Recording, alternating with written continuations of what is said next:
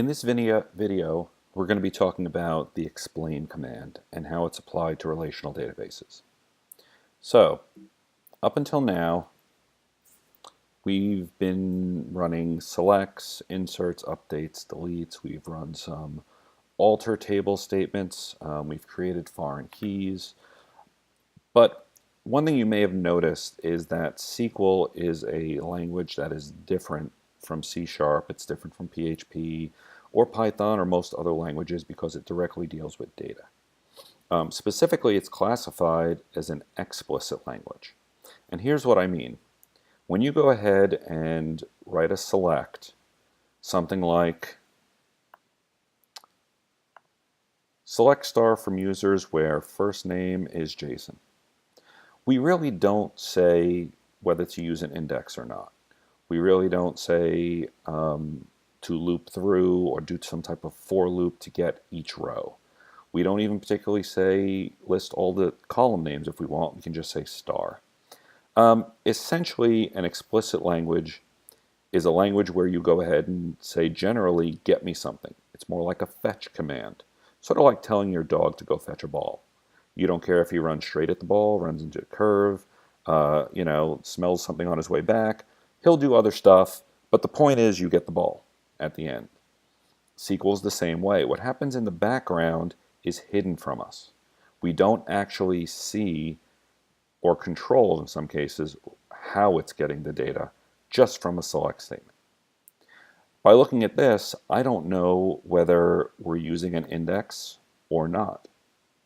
However, if you go ahead and put explain in front of it, we don't get back the data. In fact, this SQL statement didn't even run. We didn't do a select. What we did do is say explain how we're going to execute this statement if it was to run. So the database has its own algorithms in the background that will look at the table. It'll look at the size of the tables. It will do some mathematic computations. It'll see how many tables you're joining, if there are any, what rows you're filtering. It'll examine this entire statement and say, okay, this is the best route to get the data to you as quickly as possible. So here it's going to do a simple select. It's going to go to the users table, which makes sense. And the type is all, which means it's going to go through all of the data. We need to go ahead and look at approximately 175,000 rows, which is every row in the user table, and we're going to be using the where. So I need to look at everyone's first name to make sure I'm getting all of the JSONs. It's going to go through everything. However, if I was to go to the users table and I go to structure, and I'm going to create a new index. I'm going to create an index on the first name column. And again, it's not unique. We have unique indexes and non-unique indexes. We're going to create just a non-unique index, a regular index, on the first name. I'm going to hit add. It'll take just a moment, and there we go. There's our first name index. Now watch what happens. Instead of doing an all, here's what happens.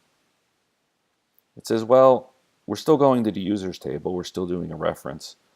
Simple, but we're doing a reference. And a ref basically means it's using an index. And the key we're going to do is first name. And what that is referring to is the key name, the index name. So we know we're going to use an index. And then the key length is how the max length of a first name. Again, that's just an estimate. I'm not worried about that. But look here. Instead of going through 175,000 rows, we're only going to load 239. That's going to be a lot more efficient and get things back quicker. So the explain plan, and by the way, I don't expect you to learn specifically what's down here. We're not going in that depth in this course. But I do want you to know that you can use an explain plan to tune a SQL statement. So if you run a select and it's running very slow, chances are you would run an explain on it and use this data, and I would usually look this up in Google somehow, to tune your statement. Maybe you need to create an index. Maybe you need to go ahead and do other things. Maybe you need to delete an index. The other thing we can do with explain, I'm kind of skipping around, is you can do explain and pick a table like users and just run that. And look what we get back. Well, here's all the column names for the users table. Here's the types. Here's whether they're allowed to have nulls, yes or no. Whether they're keyed, meaning primary or secondary. Hey, wait a minute. Doesn't this look a lot like what we see here? Essentially, whenever we click on a table and click on structure, this app is running the explain against that table to get this data and then display it to us. Because remember, the database only speaks one language, and that's SQL. So everything we do in the GUI, it needs to translate to SQL and pass it off over to the database, get back the data, and display it properly. All right, let's go ahead and look at a different version of explain. I'm going to go ahead and do an explain on a join here. And the first thing I'd like to do, let's see, here it's a left join. For now, let's do a inner join. And I know what this is going to get. It's 80,000 users. It's the users table, users join to user email, joining it on that user ID. Well, let's do an explain on here. But here's the question. In this join here, which table do you think the database goes to first? Does it go to the users table, or does it go to the user email table? And before you think too much, the answer is, I don't know. It really depends on a lot of other factors that aren't visible to me, like how many rows are in each table.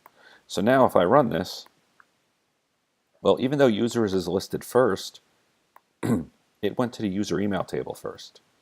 It knew we were going to get all the rows from the user email table, and probably, I'm guessing, because it has less than half the rows of the users table. So it got back all of the rows, and that's an estimate, again, of how much it's going to get back. And then it went ahead and did this EQ reference. What it means is it used this to join up that 80,000 rows with now the users table. And the key was the primary key because the user ID is the primary key in the users table. Again, I'm not going to ever question you on what's in here. You could probably look these up really easy, but I want to go ahead and show you the difference. Now let's see what happens. If I change this from a inner join to a left join or a left outer join, this is actually going to change the execution plan. Take a look. Remember, left join means I want to get all the data from the users table and then join it to user email if it exists. In that case, it went to the users table first and got all the users because it knew we needed all of the users. Then it joined it over to the user email table using that reference. And it did use the, the user ID index on the user email table. Remember, anytime we create a primary key or a foreign key, an index is automatically created. So I did go ahead and put some slides in here and put some different definitions of what these different columns are, the select type. You can actually look these up if you choose. I'm not going to quiz you on this. The important things to know is that an execution plan is what gets run when a query is executed. And to see that execution plan, we need to go ahead and run explain. We have one more example here. Here's an example where I'm joining not 2 tables, but 3 tables together. I'm going to run this first to show you we are getting users joined with user email, joined with user email type. Now if I do an explain on this, what we end up with is interesting. It went to the user email table first, got all those rows, then it joined it with the user email type, and then it went to users. And again, I can't tell you or explain why, because these algorithms that decide how a select statement will run is kept proprietary. MySQL has their own, Oracle has their own, Microsoft has their own. And of course, everyone says that theirs is the best and the fastest. Unfortunately, they will never show us those, except for MySQL, that is open source. So we really can't compare them. But performance-wise, they are all about the same. One more example here. If I go ahead now and I add a where statement, I just want to show that every change you make to a select statement will change the execution plan. So now that I'm looking for a very specific user, Watch what happens. So let's get rid of that. Now, because of the where statement, users comes first, then user email, then the user email type. So again, I'm not going to quiz you on what's down here, but if you do have a select statement that's running poorly, that needs to have better performance, you'll use an explain plan to view the execution plan, and then perhaps create or delete indexes, or perhaps rewrite the SQL statement to go ahead and give it better performance.